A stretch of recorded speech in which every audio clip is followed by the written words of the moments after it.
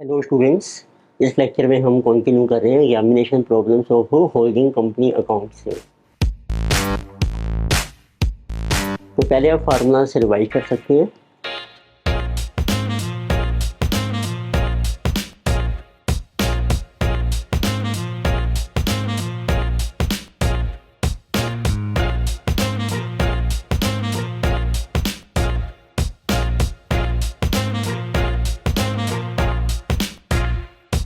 तो let us start problem number 9।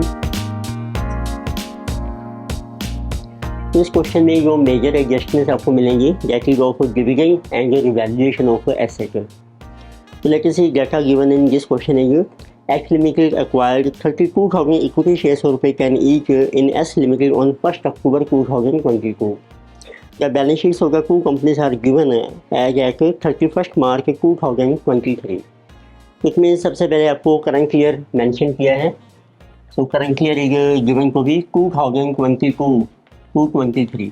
so this year is starting on 1st April 22 and ending on 31st March 23। फिर आपको mention किया है x ने shares acquire किए हैं एस कंपनी के 32,000 as on 1st October. It means date of acquisition है आपकी 1st अक्टूबर 2022। फिर आप देखिए अब आपको दोनों कंपनी से बैलेंस शीट्स दी हैं एक्स लिमिटेड और एस लिमिटेड। इक्विटी कैपिटल है, जनरल रिजर्व्स हैं, P and L preliminary expenses और लायबिलिटीज हैं और एसेट्स आपको दे रखी हैं। फिर आपके पास दो एडिशनल इन्फॉर्मेशन हैं। P and L of S limited के शो के क्रेडिट बैलेंस हो 60,000 ऑन 1st अप्रैल। तो 1st अप्रैल को पी एंड एल का बैलेंस दिया है and out of which dividend 10% was paid on 1st November. Dividend was credited by X limited to its P and L. तो इस profit में से which is called pre acquisition, तो S company ने dividend pay किया है, तो dividend will become pre acquisition, but H ने उसको क्रेडिट कर दिया पी एंड एल अकाउंट में। Plant and machinery stood at 3 lakh on 1st April and this was considered worth 260 on the date of acquisition. तो plant and machinery को revalue करके हमने as on date of acquisition and S limited charges 10% की depreciation per annum on plant and machinery.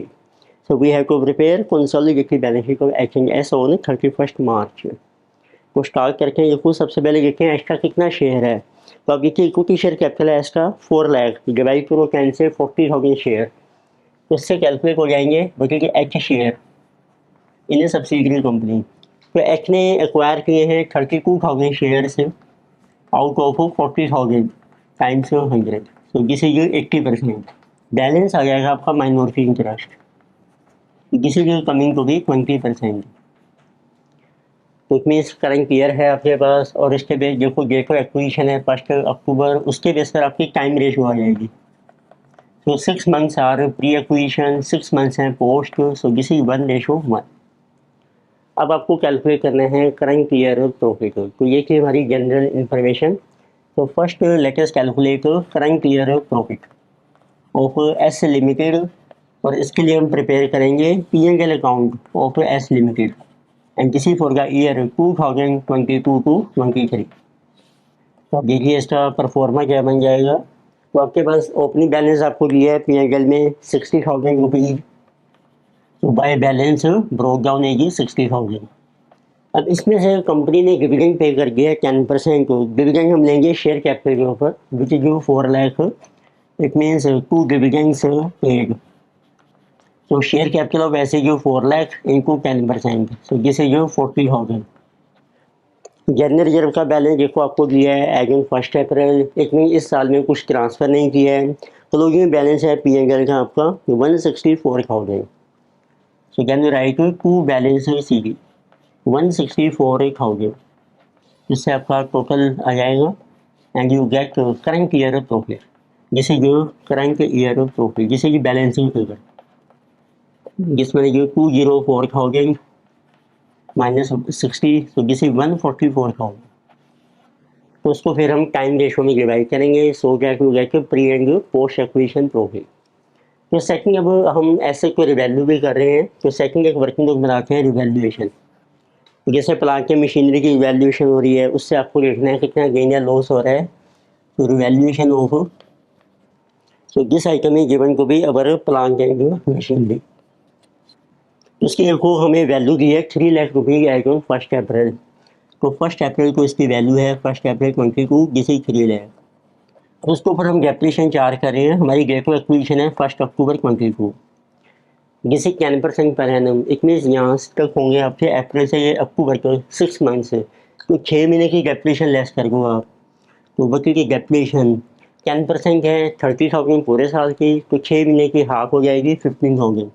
तो आपकी WBB आ गई इस date को 285, उसमें से 15,000 और माइनस हो जाएगी, फिर आपकी WBB आ गई 31 मार्च को, तो जिसे कमिंग 270 ये आपको दे रखी है बैलेंस शीट में। तो इस 285 को हमने रिवैल्यू कर दिया as on date of acquisition. अब इसकी वैल्यू हो गई है ₹2,60,000। तो इसमें आपको हो रहा है loss, revaluation loss on revaluation of plant and machinery 25,000।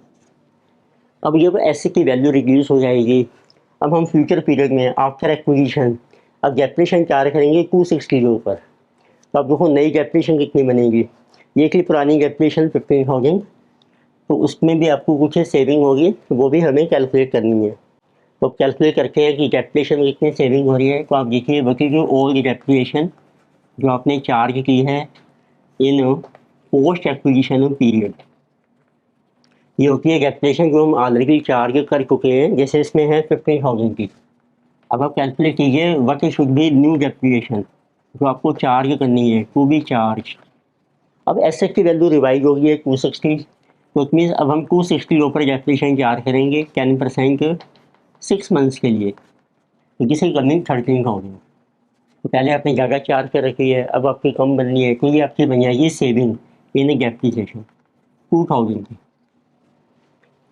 अब बनाते हैं इसका main working note which is distribution of equity of subsidiary company. तो third let us see statement of distribution of equity of subsidiary company. इसमें देखो क्या क्या items आएंगी। सबसे पहले हम शो करते हैं इक्विटी कितनी थी आपकी, तो as on date of acquisition remaining आ जाएगी आपकी पोस्ट एक्विजिशन इक्विटी। तो equity as on date of acquisition में हम लेते हैं शेयर कैपिटल कितना है कंपनी का, और जो भी हमारे एक्विजिशन जो भी प्रॉफिट्स है रिजर्व में सरप्लस है जिसको हम कहते हैं कैपिटल प्रॉफिट्स, और कैपिटल प्रॉफिट्स आपके कितने हैं। तो इसके बाद के जो प्रॉफिट्स हैं गैर कार्ड रेवेन्यू प्रॉफिट्स, इसमें हम लेंगे सबसे पहले देखो आपको मेंशन किया है share capital of subsidiary company जिसे जो 4 लाख रुपीज़, फिर आपको दिया है जनरल रिजर्व, इसका बैलेंस आपको दे रखा है एज ऑन 1 अप्रैल। इतनी ये सारा कैपिटल प्रॉफिट बन जाएगा जिस अमाउंट की 210,000। फिर देखो आपके पास P&L का बैलेंस है, ओपनिंग बैलेंस है, तो जिस ये गिवन को भी अगर 60,000। फिर आपने कैलकुलेट किया है करंट ईयर प्रॉफिट, इसको टाइम रेशो में डिवाइड कर दो 1:1। करंट ईयर प्रॉफिट आपका 144,000, तो इसका हाफ हो जाएगा 72,000, ये बन जाएगा कैपिटल, 72 बन जाएगा रेवेन्यू। फिर देखो आपने कैलकुलेट किया है रिवैल्यूएशन का लॉस 25,000, रिवैल्यूएशन लॉस ये कैपिटल प्रॉफिट में से माइनस हो जाएगा 25,000। अब उसके ऊपर आपको डेप्रिसिएशन में सेविंग हो रही है 2,000, ये रेवेन्यू प्रॉफिट में ऐड हो जाएगी डेप्रिसिएशन सेविंग, तो जैसे ये 2,000। अब आपको एडजस्टमेंट करनी है डेप्रिसिएशन सेविंग के बाद जो आपने डिविडेंड पे किया है, डिविडेंड से पेड। डिविडेंड देखो आपने पे किए हैं 40,000 के, ये हमने पे किए आपको pre acquisition profit mean capital profit, उसमें से कर दो माइनस। अब इसमें जो होल्डिंग को शेयर मिलेगा वो हमने क्रेडिट करना है इन्वेस्टमेंट अकाउंट में, पर हमने वो रोंगली क्रेडिट कर दिया P&L में, उसको रेक्टिफाई कर देंगे हम। फिर एक आपको दे रखे हैं इसमें प्रीलिमिनरी एक्सपेंसेज सब्सिडियरी के 10,000, ये भी हमारा एक्यूमुलेटेड लॉस है। प्रीलिमिनरी एक्सपेंसेज 10,000 ये भी हमारे कैपिटल प्रॉफिट में से माइनस हो जाएंगे। तो नाउ वी गेट वकील की total equity, share capital is 4 lakh, what are capital profits जिसे 210 plus 60 plus 72,000 plus minus 25 minus 40 and 10 50, तो जिसे कमिंग 267,000। और रेवेन्यू प्रॉफिट्स हैं आपके 74,000। इसमें से अब आप कैलकुलेट कीजिए वकील एच शेयर, तो एच का शेयर है देखो 80% और माइनॉरिटी इंटरेस्ट ये 20%। So 80% will be 320 and 80,000. 267,000 into 80%. 213, 600. Balance 20% will be 53, 400. Then it will be 74 into 80%. 59, 200. Balance 20% will be 14,800. Now we can calculate what is the goodwill or capital reserve. Now we can calculate goodwill or capital reserve, which is also called as cost of control. This is जो fourth working note cost of control. उसके लिए देखो पहले हम calculate करेंगे what is the cost of investment. This is the cost of investment means cost of shares which are acquired by H in S. It means this is cost of shares of S company. उसकी देखो cost आपको दे रखी है balance sheet में. ऐसे side में investment in equity share of S limited लीजिए 613 600. अब इसमें से लेस कर लीजिए आप प्री एक्विजिशन डिविडेंड, क्योंकि देखो एक्ट ने जो प्री एक्विजिशन डिविडेंड था वो रोंगली क्रेडिट कर दिया पीएनएल में. उसकी रेक्टिफाइड एंट्री बन जाएगी पीएनएल को डेबिट करिए टू इन्वेस्टमेंट अकाउंट. इन्वेस्टमेंट में से माइनस हो जाएगा. तो आपने देखा अभी कितना डिविडेंड था एस का 40,000. उसमें से एस को मिलेगा 80%. It means 32,000. तो बैलेंस आपकी अब कॉस्ट आ जाएगी इन्वेस्टमेंट की. तो जैसे 613 माइनस 32,000 581 600. अब आप कैलकुलेट कीजिए एच का कितना शेयर है इन इक्विटी में. H share in equity of subsidiary company जिसे एज ऑन एक्विजिशन डेट. इसमें हम लेंगे share capital plus capital profits में जो भी आपका शेयर है. तो ये हमने जो स्टेटमेंट बनाई थी एच का शेयर है 320 एंड कैपिटल प्रॉफिट है 213 600. तो जिसे ये 320 प्लस 213 600. जिसे 320 प्लस 213 600 जिसे कमिंग को भी 533 600. तो इसको कंपेयर कीजिए कॉस्ट ऑफ इन्वेस्टमेंट से. कॉस्ट ऑफ इन्वेस्टमेंट आपकी हायर है, इसमें डिफरेंस आपका गुडविल आ जाएगा. तो गुडविल की cost of investment 581 600 minus H share in equity of subsidiary 533 600. तो जिसे कमिंग 581 600 माइनस 533 600. 48,000 की आपकी गुडविल है. नेक्स्ट आपको कैलकुलेट करने हैं अब एक्स्ट्रा कितना शेयर है पीएनएल में, जिसे कहा गया कंसोलिडेटेड पीएनएल. उससे देखो एक रेक्टिफाइड एंट्री भी हमने की है. जो प्री एक्विजिशन डिविडेंड था उसकी एंट्री बन गई कि आपकी PNL to investment. Extra share है डिविडेंड में 32,000. इस एंट्री का बेसिक पर्पज है कि हमने इन्वेस्टमेंट की कॉस्ट में से माइनस कर लिया है. अब इसको पीएनएल में से भी हम माइनस करेंगे. तो आप देखिए कितना है एच का कितना पीएनएल है.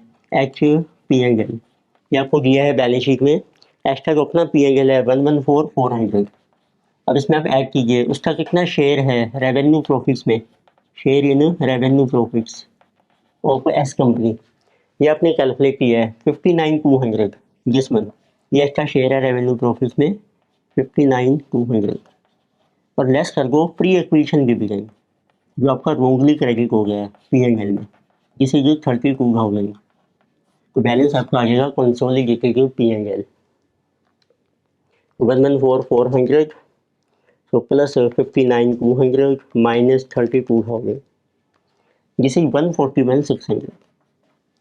फिर आपको कैलकुलेट करना है माइनॉरिटी इंटरेस्ट. तो सिक्स्थ आइटम देखो हम कैलकुलेट कर रहे हैं माइनॉरिटी इंटरेस्ट.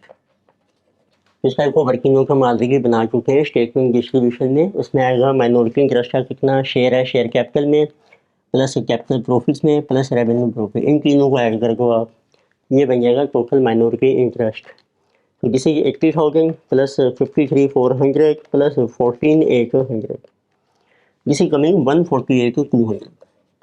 ये हमारे हैं main working notes. Working cost of control हमने कैलकुलेट किया consolidated PNL and minority interest. अब हम प्रिपेयर करते हैं कंसोलिडेटेड बैलेंस शीट. तो नेक्स्ट में लेके से कंसोलिडेटेड बैलेंस शीट. तो सर को परफॉर्मा मैंने ड्रॉ कर दिया है. तो सबसे पहले हम शो कर रहे हैं इक्विटी एंड लायबिलिटीज. उसमें हमारी फर्स्ट आइटम है share holder funds. So here first is share capital, then we have general reserve. फिर आपने कैलकुलेट किया है consolidated P&L. These are share holder funds. So let us say share capital आपको दिया देखो एच कंपनी का rupees 10 lakhs. General reserve जो given को भी 4,80,000 और एक आप इसका वर्किंग नोट नंबर भी शो कर दीजिए नोट नंबर. तो कंसोलिडेटेड P&L देखो हमने कैलकुलेट किया था नंबर 5 वर्किंग नोट में 141,600.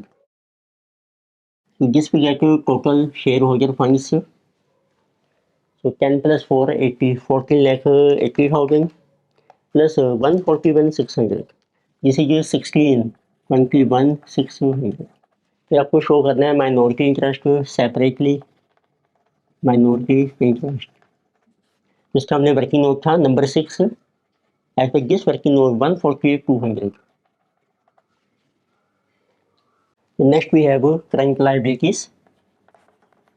इसमें देखिए आपको मेंशन किया है bank overdraft, bills payable and sundry creditors. ये आपने दोनों कंपनी से ऐड करनी है. ओवरड्राफ्ट आपको दिए हैं only of H company 1,50,000.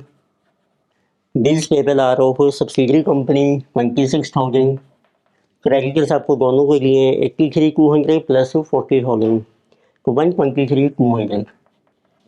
So this will become total current liabilities 176 plus 123,200. This is 299,200. तो इन सबको ऐड कीजिए जिससे coming total equity and liabilities. So 16,21,600 plus 148,200 plus 299,200. So this is coming 20,69,000. So then we have asset side. Assets में देखिए पहले हैं आपके पास non current assets. इसमें आ जाएंगी लैंड एंड बिल्डिंग्स हैं जिनके प्लांट एंड मशीनरी. और एक आपने देखो कैलकुलेट कीजिए गुडविल. लैंड एंड बिल्डिंग देखो आपकी है 360 प्लस 380 दोनों की ऐड कर दो आप जिसे 7,40,000. प्लांट एंड मशीनरी ये भी दोनों की ऐड हो जाएगी 480 प्लस 270 ये बंदे देखो 750. फिर इसमें से आपको माइनस करना था रिवैल्यूएशन लॉस 25,000 का प्लस सेविंग इन डेप्रिसिएशन की 2,000 जो एसपी हमने प्लांट एंड मशीनरी को रिवैल्यू किया था. तो 750 माइनस 23 जिसे 727,000. फिर आपने गुडविल देखो कैलकुलेट किया 48,000 की. तो this will be our total non current assets 7,40,000 plus 7,27,000 plus 48,000 15,15,000. Next we have current assets. Current assets में देखिए आपको मेंशन किए हैं stock debtor bill receivable and cash. ये आप दोनों कंपनीज का ऐड कर लीजिए. टोटल स्टॉक है 228 प्लस 84 जिसे 312,000. देन डेटर्स हैं 88 प्लस 80 168,000. बिल रिसीवेबल है 29,600. सो कैश एट बैंक है 28,400 plus 16,000 total 44,400. Then we get total current assets 44,400 plus 29,600 plus 168,000 plus 312,000 total coming 5,54,000. Then you get total assets 554,000 plus 15,15,000. This is coming 20,69,000. तो this is our consolidated balance sheet. इस lecture में हमने कुछ examination problem discuss की ऑफो holding company पर. ये problems continue करेंगे next lecture में. वीडियो आपको अच्छी लगती है सब्सक्राइब कीजिए, रिकमेंड कीजिए, अपने फ्रेंड्स को शेयर कीजिए. Thank you.